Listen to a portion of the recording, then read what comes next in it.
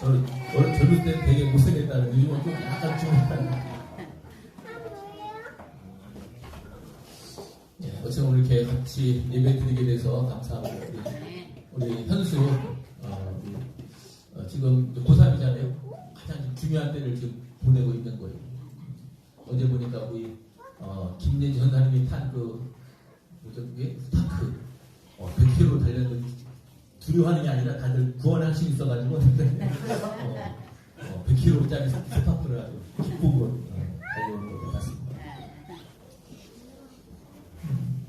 여러분, 제가 오늘은 그 법계에 대해서 좀 말씀을 전하려고 합니다. 하나님께서 하나님 임재하시는 그러한 장소로 언약궤를 만들라고 하셨어요. 하나님 어떤 우상도 만들라고는 하시지 않으셨지만 세계의 중심이 어디일까? 옆에 있는 요 중국은 자기가 이 세상의 중심이라고 그러죠?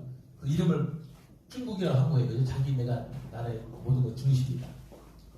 근데 만약에 저한테 물어보면 저는 대한민국은 아닌 것 같고 아닌 것 같고 저는요 제가 신앙인이라서가 아니라 저는 이스라엘이 여러분들 지도도 한번 보시면 그렇게 알 수 있어요. 이스라엘이 정말 이 세계의 중심 같아요. 그리고 유럽, 아프리카, 아시아 그 정말 한 꼭지점에 있는 나라 이스라엘이거든요. 거기에도 그 가운데도 예루살렘. 또 예루살렘에서도 더 들어가면 하나님의 성전. 그 성전에서도 지성소. 지성소에서도 그 중심은 하나님의 법궤에 저는 있다고 저는 그렇게 믿는 사람입니다. 아멘입니까?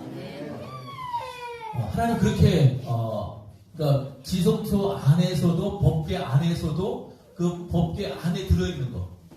저는 그것이 중심이 아닌가. 하나님의 저는 의도가 저는 그렇게 있다고 저는 믿는 사람입니다. 여러분 우리가 어릴 때 많이 배웠는데 그 하나님의 언약궤로 부르냐면 그 안에 들어있는 것 때문에 언약궤라고 부르고 법궤라고 부르는 거거든요. 언약궤 안에 세 가지 중요한 것이 들어있다는 거죠. 예. 여러분 말씀해 보시기 바랍니다. 첫 번째 뭐가 들어있어요? 예. 만나가 든 항아리가 거기 들어있고 또 뭐가 들어있죠? 또 아론의 쌍난 지팡이. 지팡이가 한두 개가 아니죠. 나이 드신 분들 짚고 다니는 지팡이도 있는데 아론의 쌍난 지팡이가 거기에 들어있고 만나가 들어있는 항아리가 들어있고 맞았습니다. 또 하나가 뭘까요? 또 하나가 중요한 십계명. 십계명 두 돌판이 거기에 들어있습니다. 맞죠? 근데 저는 어릴 때 이것이 무슨 이스라엘에서 3대 국보인 줄 알았어요. 나는 국보라 거기에 들어있는 줄 알았더니 그게 아니에요. 저는 가장 중요한 것이라고 법궤 속에 이 세 가지가 들어있다고 생각했는데 그게 아니고요. 이 세 가지를 법궤 안에 두라고 하신 이유가 있더라고요. 이 세 가지를 둔 이유. 여러분 뭘까요? 한번 생각해 보세요. 왜 십계명 두 돌판과 만나가는 항아리와 그 다음에 아론의 쌍난 지팡이를 왜 거기에 두라고 하셨을까? 그것은요. 이스라엘 백성의 죄와 관련되어 있어요. 이스라엘의 백성들의 죄와 관련되어 있고 이 세 가지를 둔 이유는 이거를 볼 때마다 이스라엘이 자기들이 범죄한 거, 하나님 앞에 범죄한 거, 또 하나님을 경외하지 못하고 하나님을 두려워하지 않았던 것을 뭐하라? 기억하라고 거기에 넣어두신 거예요. 본물이라고 넣어준 게 아닙니다. 우리가 그거를 깨닫는 것이 중요한 것 같아요. 이 세 가지. 그럼 왜 죄와 관련되어 있을까? 먼저 아론의 쌍난 지팡이. 이스라엘 백성들이요 모세와 아론의 권위에 대해서 막 반기를 들었어요. 그때 이게 모세가 뭐라 그러냐면 각 지파마다 대표마다 자기 지팡이를 갖고 오라고 했어요. 그거 다 잘랐어요. 앞뒤를 다 자른 다음에 이거를 법궤 앞에다 두고 다음날 보자고 했는데 유일하게 아론의 지팡이에만 싹이 나고 열매가 맺혔어요. 무슨 열매일까요? 살기. 이건 뭐냐? 이스라엘 백성들이 모세의 권위에, 아론의 권위에 대항하는 그 죄를 하나님께서 그것을 깨닫게 하시려고 그 지팡이, 아론의 쌍난 지팡이를 거기에 두라고 하신 거예요. 아시겠죠? 그 다음에 만나는 뭘까요? 하나님이 광야 40년 동안 만나를 내려주셨음에도 불구하고 이스라엘 백성들이 뭐 했습니까?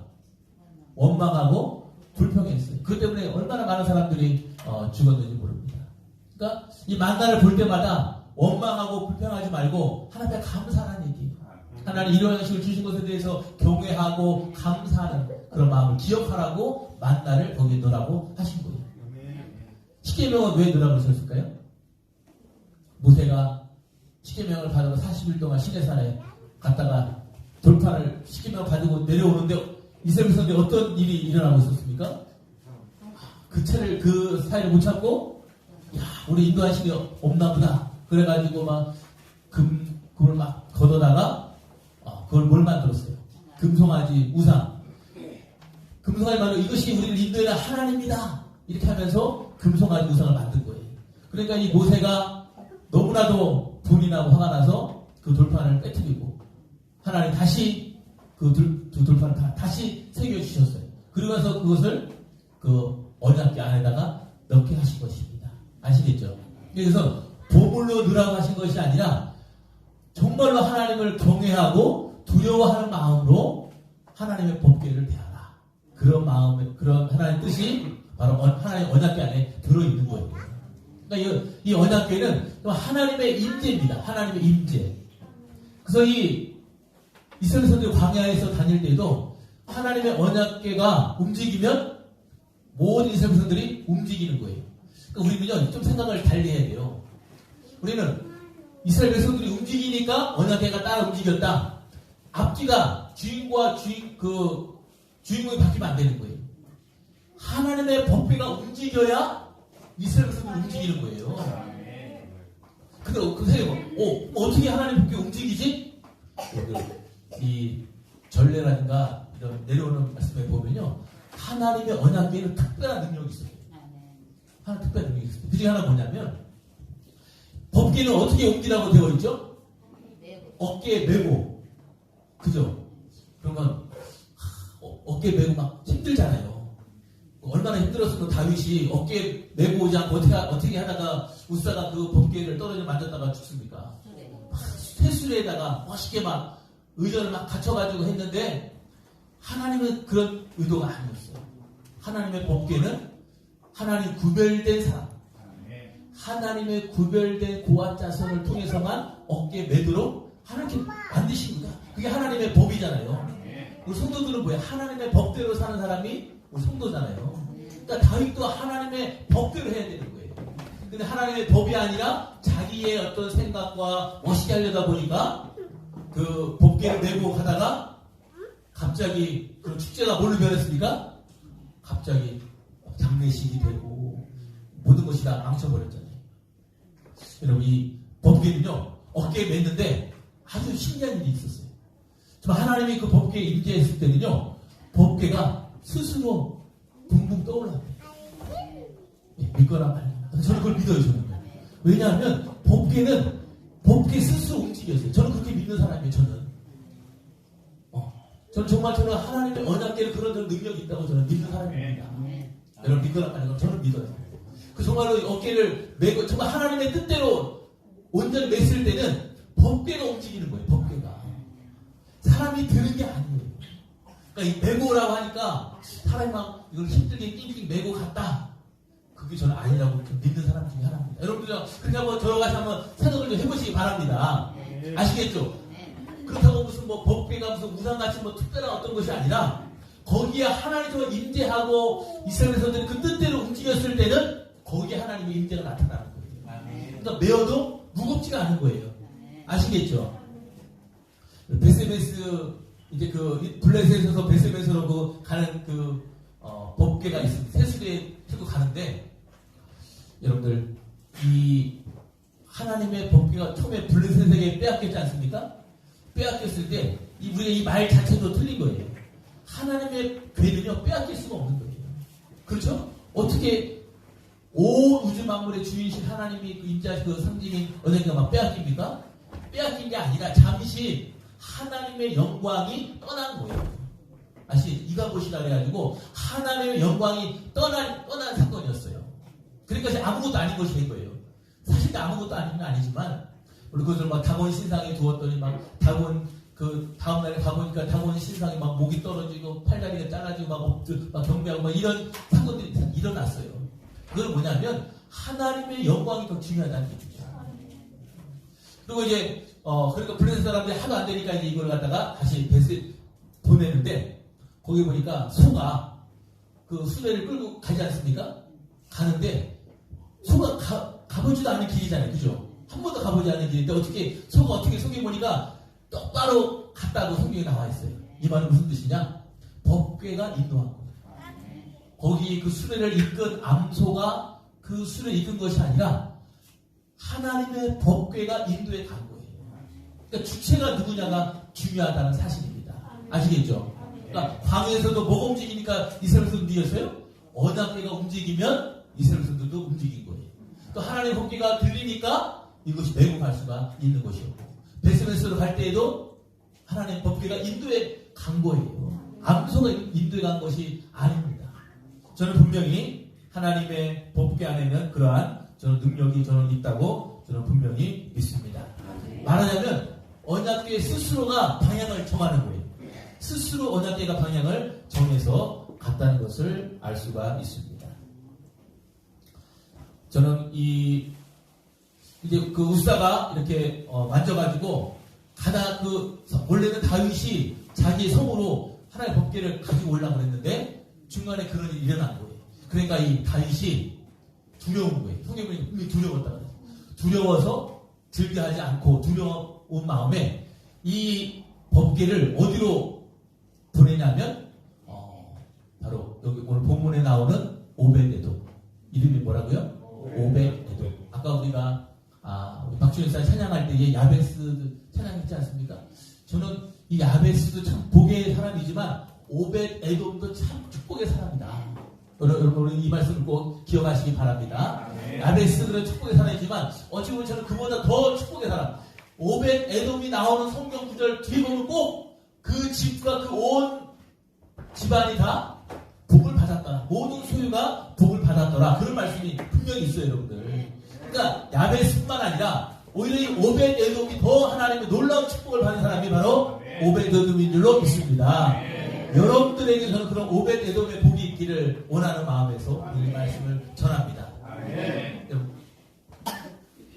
아히나답의 집에 법궤가 무려 20년 넘게 있었어요.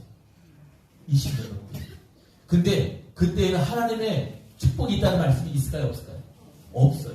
근데 오벳에돔은요 3개월 석 달 동안만 오벳에돔의 집에 있었는데 하나님이 놀라운 기적적인 은혜에 엄청난 소문, 얼마나 소문이 났냐면요 다윗의 귀에 들어갔어요. 다윗이 두려워했지 않습니까? 그래가지고 그 법궤 오는 거 즐겨하지 않았는데 3개월 만에 다윗의 귀에 다윗이 궁금했을 거예요. 야, 저 법궤가 오벳에돔의 집에 갔는데 저 오벳에돔 죽으면 어떡하나? 충분히 그럴 수 있죠. 왜냐면 우선도 죽었으니까. 야, 저 오벳에돔 죽었나?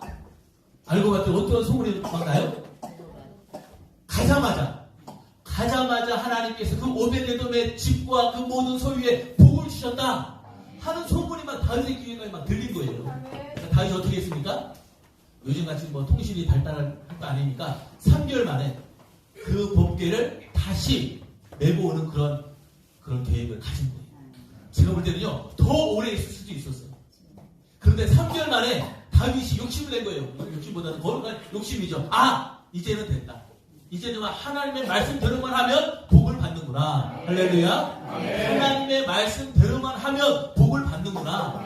그걸 다윗이 깨달은 거예요. 그래서 이번에 모시고 올 때는요 다윗이 이제 법궤를 메고 오는데 6발짝을 딱 뛰었을 때에 아무런 사고가 안 난 거예요. 그러니까 다윗이 거기서 막 기쁘게 막 춤을 춘 거예요. 다윗이 왕복을 벗어요. 자기 권위를 벗는다는 뜻입니다. 그리고 뭘 입었느냐면 베옷을 입었대요. 이 말은 제사장과 같은 그런 비슷한 복장을 한 거예요. 자기를 낮춘 거예요. 그리고 나서 하나님께 막 찬양과 영광을 막 올려드리고. 여러분 믿습니까? 여러분 법궤는 그러한 능력이 있는 거예요. 20년 동안 또 여러분의 신앙생활 오래 했다고 중요한 것이 아닙니다. 그렇지 않습니까? 법궤 오랫동안 모시고 있었다고, 여러분 교회 20년 동안 다녔다고 중요한 것이 아니라 석 달을 다녀도, 하루를 다녀도 여러분 제대로 여러분 하나님의 법궤를 한다면 여러분의 가정에 모든 소유에 저는 복이 있음을 분명히 믿습니다. 믿으시면 아멘 합시다. 기간이 중요한 게 아니에요. 저는 일부러 오베데돔의 집은 석 달을 중요시 여기는 것 같아요. 석 달만이라도 더 짧게, 저는 그 법궤가 오베데돔의 집에 간 날부터, 아니면 그런 마음이 든 때부터 저는 하나님께서 그 가정에 복을 주셨음을 믿습니다. 근데 어떻게 오베데돔의 집에 갔을까요? 한번 물어봅시다. 어떻게 하나님의 법궤가 오베데돔의 집에 갔을까요? 1번, 오베데돔이 자기 집으로 가자고 했다. 2번, 다윗 왕이 시켰다. 3번, 법궤가 스스로 그 집을 정했다. 뭘까요? 3번. 왜냐면 제가 아까 얘기했잖아요. 언약궤는 스스로 정하는 거예요. 성경 보니까 치우쳐 갔다는 말이 있거든요. 이 말은 우리 성경을 읽다 보면 다윗 왕이 시켰다 이렇게 볼 수도 있는 대목이 있지만, 엄밀히 따지면 언약궤가 스스로 오벳에돔의 집을 선택한 거예요. 왜냐? 오벳에돔이 신실한 사람이거든요. 여러분들, 우사가 죽고 목숨 걸고 그 법궤를 가져올 수 있는 믿음, 여러분 아무나 그렇게 할 수 있는 것이 아니에요. 그럼 지금 만약에 우리 그런 일 있다고 생각해 봅시다. 만약에 누가 우리 교회 오다가 만약에 큰 사고로 만약에 무슨 불상사가 일어났다. 여러분들 한번 다 두려워서 막 떨 겁니다. 그죠? 예배도 안 드리려고 막 그럴 수도 있어요. 근데 이 오베데돔은요, 목숨 걸고 법궤를 하나 자기 집으로 가져온 사람. 그러면 여러분 오베데돔만 즐거이 기쁘게 그 하나님 법궤를 가져왔을까요? 온 가족이 다 한마음이 돼서 하나님의 법궤를 가져왔어요. 있습니까? 근데 저는 온 가족이 다 복을 받아야 된다고 저는 믿는 사람입니다. 있습니까? 현수도 복을 많이 받아야 돼요. 현수 오늘 함께 예배드리면 제가 너무 기분이 아주 좋습니다. 현수, 제가 지금까지 제가 현수를 잘 몰라서 제가 기도 잘 못했는데, 요즘 제가 현수를 기도 많이 하고 있습니다. 그렇죠? 현수 제가 너무너무 요즘 사랑하고 있어요. 그래서 온 가족이 다 복을 받아야 돼요. 근데 어떤 얘기냐면, 성경에 그런 얘기가 안 나와 있지만, 이 유대인의 전통에 보면 이 오베데돔이 그 법궤를 가져온 다음에 그 자기 집에 24시간 불을 꺼뜨리지 않아요. 그만큼 정성을 기울였다는 거예요. 그리고 그 하나 언약궤를 둔 방을 맨날 쓸고 닦고 그냥 빛이 날 정도로 그렇게 관리했다는 거예요.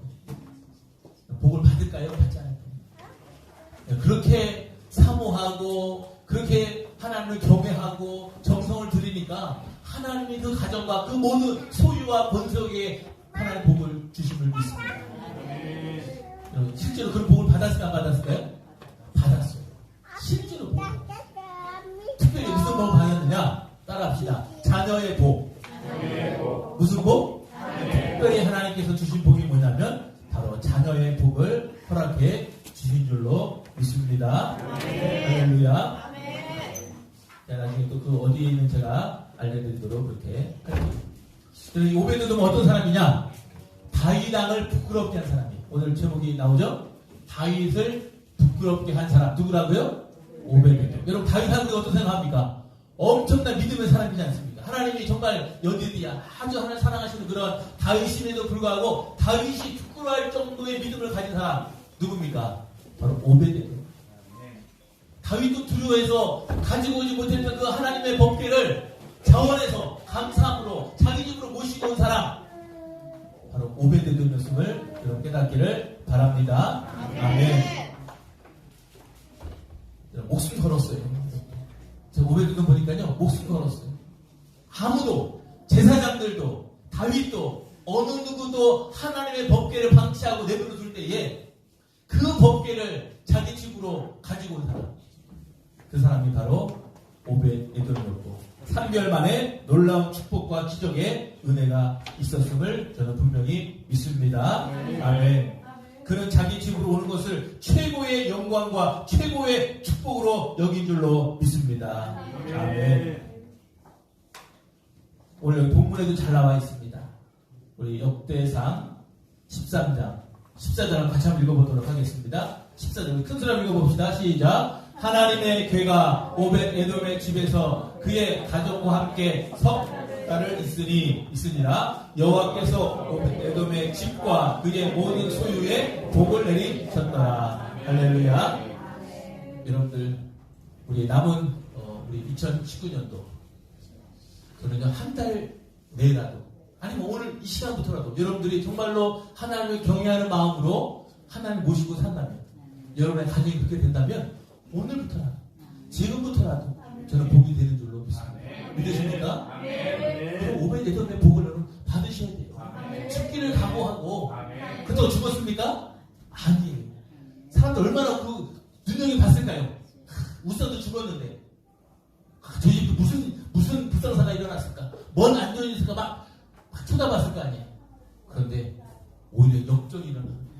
가자마자 막 생각지도 못한 놀라운 일들이 막 그 가정이 막 성경에 잘 기록되지 않고 그냥 그 집과 그 모든 소유에 복을 누리셨 이렇게만 나와 있지만 하나님 얼마나 구체적으로 그 집을 축복해 주시고 그 가정과 그 자녀들을 얼마나 축복해 주셨을까? 다윗의 귀에 들어가가지고 다윗이 석 달 만에 다시 가지고 올 정도로 그런 놀라운 다윗이 후회했을 거야. 야, 내가 가지고 올 걸. 그래도 내가 그때 우사가 그렇게 죽었어. 내가 그때 가지고 왔으면 엄청난 다윗이 복을 받았을 텐데 내가 왜 오벳에돔 집에 보냈을까? 그러면서 석 달 만에 가져온 거예요. 석 달이라는 것은 바로 다윗이 석 달 만에 마음을 바꿨다는 것을 알 수가 있는 것이죠. 아멘. 저는 이 오벳에돔은요 우리에게 신앙에 충격을 준 사람이 저는 오벳에돔이라고 믿습니다. 이렇게 해도 되는구나. 야, 오벳에돔 같은 그러한 신앙이 있으니까 하나님이 정말 그 가정에 복을 주는구나. 우리에게 신앙의 도전을 주고 우리에게 충격을 안겨다 주는 사람이 바로 오벳에돔입니다. 다윗 왕이 충격받았어요. 다윗 왕이 부끄러워했어요. 세상에 어떻게 다윗 왕이 부끄러워하고 부할 정도의 그런 사람이 누가 있겠습니까? 바로 그 사람이 바로 오벳에돔이에요. 여러분들이 그러한 좀 신앙을 좀 가지시길 바라겠어요. 다른 사람들이 여러분들을 볼 때에 야 정말 저 가정이 정말 놀라운 하나님의 축복을 받는구나. 또 그러한 여러분들의 가정이 되시기를 바랍니다. 우리 박경수 권사님이 약간 착사가 보는데 옆에 딱 보니까 심집사님 옆에 타고 있어요. 할렐루야 하면서 오늘 같이 좀 타고 싶고 얼마나 멋있는지 모르겠어요. 늘 모시고 다니세요. 그냥 하나님 모시고 다니시냐 모시고 다니시고 또 옆에 그냥 이렇게 타고 다니시고 얼마나 아름다운 모습인지 모르겠어요. 저는 우리 정말 가정이 우리 자녀들이 저는 성경 우리 예수 잘 믿으면 이거는 100%입니다. 예수 잘 믿으면 자녀 복 받는 거는 이거는 뭐 틀릴 수가 없는 거예요. 저희 집도 마찬가지예요. 제가 뭔 잘난 게 있어서 저희 자녀들이 잘 되고 지금까지 목회할 수 있겠어요. 오직 한 가지 예수님 잘 믿고 그 하나밖에 없어요. 이번 주 수요일 내일 우리 아들 김민재 선생님이 이제 오시는데 빨리 제대했으면 좋겠어요. 부려먹으려고 제가. 그런데 이번 수요일 날 제가 설교를 시켰습니다. 그래서 제가 1년 동안 그 부대 생활한 거 간증도 좀 하고 설교하라고 이렇게 부탁을 했는데 여러분들 우리 김예지 전사님 사실 좀 부끄럽기도 해요. 우리 자녀들이 다 전사를 하니까 좀 부끄럽기도 한데 어떡합니까? 다 신학교 나오다 그렇게 했는데 그래서 여러분들 우리 정말 여러분들 자녀의 복을 받기를 바랍니다. 우리 지향이 제가 어릴 때부터 제가 봤는데요. 남다른 우리 지향이에요. 외모만 특출나게 멋있는 것이 아니라 정말 하나님 사랑하는 다윗도 부끄럽게 할 정도로 우리 그러한 최지향 학생이 되기를 저도 기도하겠습니다. 여러분 오벳에돔은요 바로 그런 자녀의 복을 받았어요. 우리 역대상 26장 한번 보겠습니다. 역대상 26장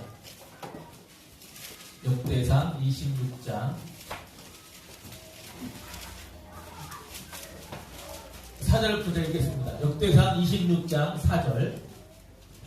역대상 26장 4절. 오벳 에돔의 아들들은 맏아들 스마야와 둘째 여호사밧과 셋째 요아와 넷째 사갈과 다섯째 느다넬과 여섯째 암미엘과 일곱째 이사갈과 여덟째 부올레데이니 이는 하나님이 오벳 에돔에게 뭐 하셨다고요? 복을 주셨습니다. 할렐루야. 아멘. 여러분 이름이 쭉 나오죠?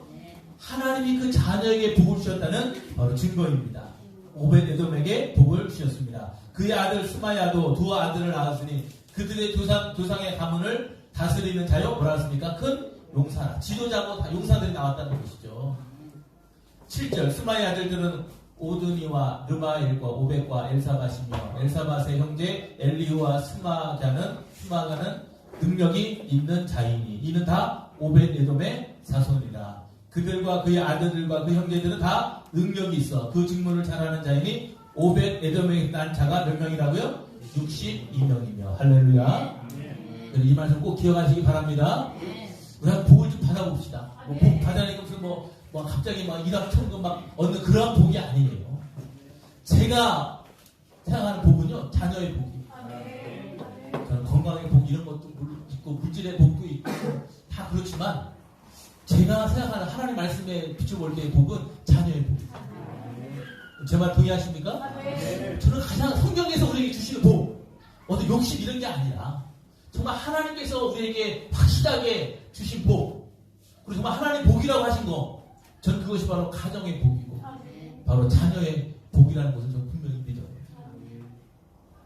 여러분 그 바울과 실라가 막 밤중에 감옥에서 막 찬양하고 기도할 때 그 간수가 그걸 듣고 구원하지 않습니까?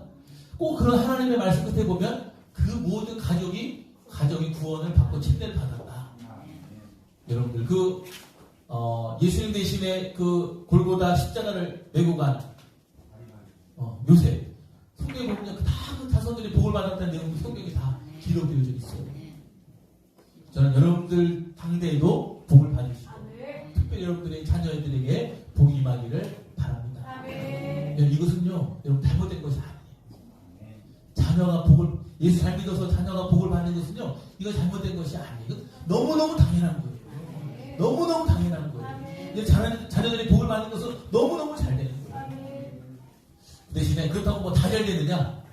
하나님의 법대로 여러분들의 가정을 하나님 잘 모셔야 돼요. 조건이 있어요. 조건. 그렇다고 무조건 잘못하면도 다 복을 받느냐? 아니에요. 하나님의 법대로 하나님을 잘 모셔야 돼요. 이 법대로 오늘날로 따지면 교회예요. 교회. 어찌 보면 목사님, 사역자로 볼 수도 있어요. 옛날에 어르신들은요, 저희 어머니도 그렇고요, 저희 할머니도 그렇고요, 제가 이렇게 보면 정말 목사님들 정말 끔찍하게 생겼어요. 끔찍하게 생겼어요. 끔찍하게. 저를 그렇게 섬기라는 것은 아닙니다. 그래서 여러분 그런 마음을 좀 갖고 계셔야 된다는 뜻이에요. 저희 어머니도요, 우리 어릴 때 얼마나 잘 못 먹습니다. 그죠? 과일 하나 제대로 먹기 힘들고 떡 하나 먹기 힘든데 꼭 목사 오신다면 제일 비싼 과일에 제일 맛있는 떡 같은 것을 사다가 대접하잖아요. 그러면서 어릴 때 제 마음속으로도 자식들은 자식도 아닌가? 우리 입이 아닌가? 어떻게 목사님만 저렇게 섬기나? 없는데도 막 목사님 구별해서 사드리고 막 그러는 거예요. 그러면 우리 엄마 저러다 복을 받으실까? 자식을 잘해줘야 엄마가 우리 집이 복을 받지, 목사님 잘해준다고 복을 받나? 나를 잘해줘야 내가 공부 열심히 해서 내가 집안을 일으키지 막 이런 생각이 드는데 아주 큰일 날 일입니다. 큰일 날 일입니다. 우리 어르신들이 목사님에 대해서 교회를 잘하기 때문에 우리가 복을 받은 거예요. 우리 할머니는요 또 얼마나 또 목사를 잘생긴 할머니예요.